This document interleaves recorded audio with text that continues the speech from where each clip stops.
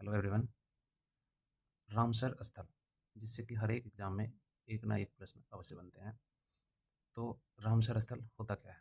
तो ये एक इंटरनेशनल जो है संधि कह सकते हैं आप। ये एक अंतर्राष्ट्रीय संधि है।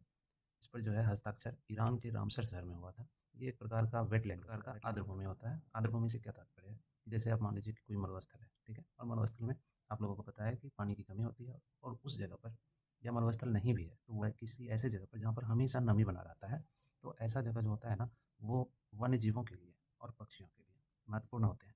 ठीक है, तो इसी को इंटरनेशनल लेवल पर जो है ना एक संधि के रूप में साइन किया गया, और ईरान के रामसर शहर में किया गया। इसीलिए इसको हम लोग रामसर स्थल बोलते हैं। एक्चुअली में ये है क्या? एक आर्द्रभूमि है, एक वेटलैंड है। तो 2026 में, और ये साइन कब हुई थी? ये साइन 2 फरवरी को हुई थी। इसीलिए हर साल हम 2 फरवरी को विश्व आर्द्रभूमि दिवस के रूप में मनाते हैं, और इसी समय पर नए नए आर्द्रभूमि के रामसर स्थल के साइट में उसको जो है ना शामिल किया जाता है। जैसे हमारे बिहार में कुछ रामसर स्थल हैं, और इसी तरह से पूरे देश में जो पहले 96 थे, और 2026 में 2 फरवरी को जुड़ के ये 98 हो गए हैं। तो चलिए आज हम लोग जानेंगे कि ये 2 रामसर स्थल कौन-कौन से हैं, और इसकी क्या विशेषता है जिसकी वजह से इसको जो है रामसर स्थल की सूची में शामिल किया गया है।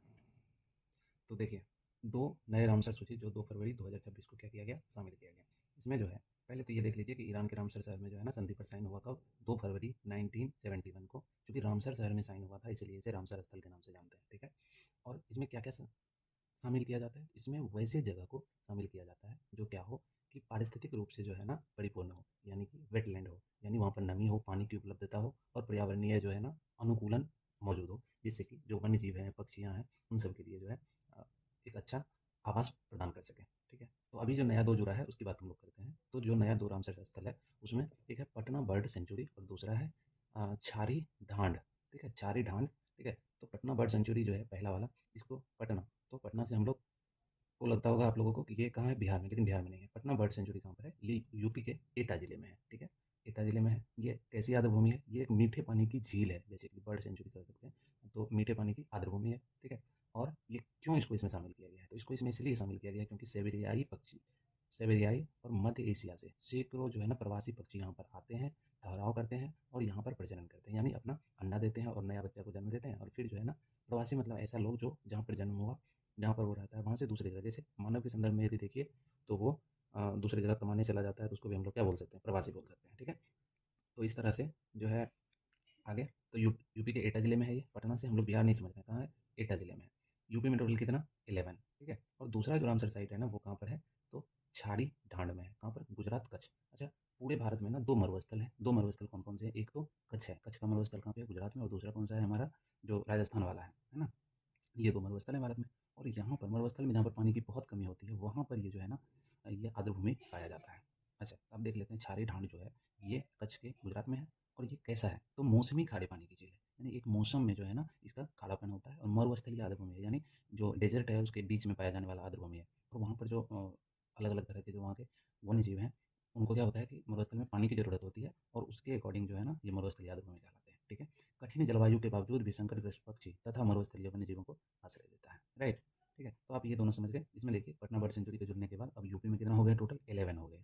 और सबसे ज़्यादा किसी एक जिले में रामसर स्थल कहाँ पे है? तो वो हमारा तमिलनाडु में है। ठीक है? तो ये चीज़ देख लिए। चलिए आइए अब हम लोग जो है ना इससे जुड़े रामसर स्थल से जुड़े कुछ अन्य फैक्ट को जानेंगे, जो कि एग्जाम के पॉइंट ऑफ व्यू से काफ़ी महत्वपूर्ण होने वाले हैं। ठीक है? तो अगला फैक्ट है हमारे सामने कि रामसर स्थल से जुड़े तथ्य। तथ्य तो क्या तथ्य? टोटल कितना है? टोटल इंडिया में कितना है? 98 है। इससे पहले कितना था? 2026 से पहले 96 था। नया कितना जुड़ा 2026 में?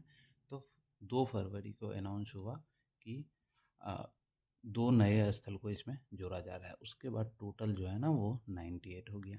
फर्स्ट साइट कौन सी थी? तो चिल्का लेक थी। कहाँ पे? उड़ीसा में। एक चिल्का झील है। ये बेसिकली जो है ना खारे पानी की झील है। ठीक है?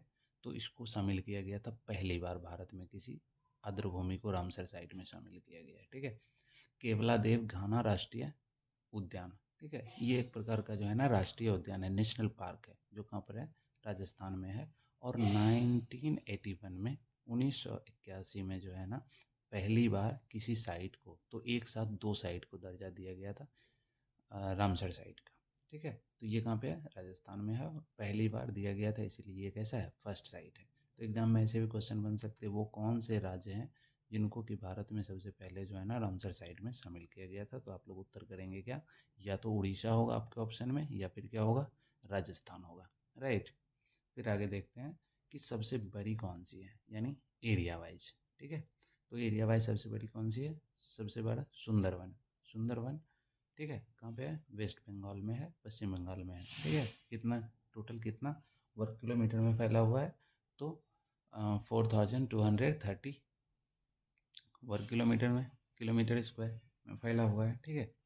और जो सबसे छोटी है वो कहाँ पे है, आपका हिमाचल प्रदेश में, कौन सा, रेणुका वेटलैंड, यानी रेणुका आर्द्रभूमि, ठीक है। और सर्वाधिक की बात करें तो कहाँ पर है, तमिलनाडु में है 16, और अभी जो यूपी में जुड़ा तो कितना हो गया वहाँ पे 11, ठीक है। और एक थोड़ा सा जो है ना, ये बिहार के कितने हैं, 6 हैं। और इन 6 के जो है ना आपको नाम याद रखने पड़ेंगे, ठीक है। एक पहला, दूसरा, तीसरा, चौथा, पाँचवा और छठा, ठीक है। तो इसमें जो है ना लास्ट में जो जुड़े हैं उसमें आप देख लीजिएगा, जैसे कांवर झील वगैरह वगैरह हैं, ठीक है। तो ये सब भी आपको जो है याद रखना पड़ेगा। चलिए आज के लिए इतना ही, मिलते हैं एक नए टॉपिक के साथ नए वीडियो में। जय हिंद।